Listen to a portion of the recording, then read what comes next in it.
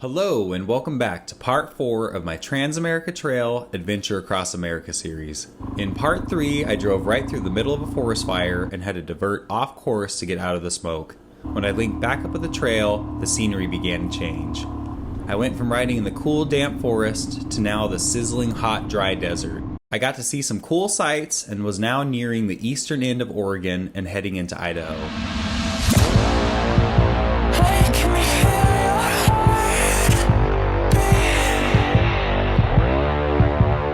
It was now day 8 of my adventure.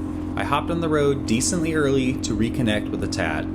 The weather was perfect for riding, and I hopped on the trail excited for another day of adventuring. This area was the most traveled I had seen on all of the Tat in Oregon. It also seemed to be a well-known area for riding horses, as I consistently found myself in a cloud of dust following a horse trailer.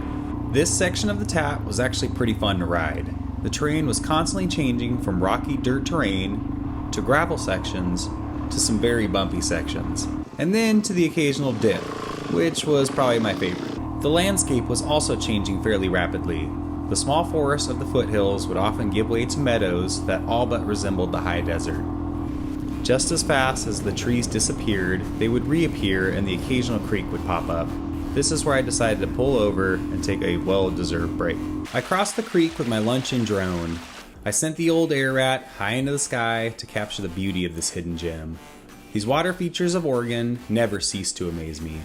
The worst part about traveling, in my opinion, is having to leave an area that you really enjoy, but I threw on my beat-up gloves and hopped back on the road. What happened next seemed impossible, but somehow I ended up back in another forest fire.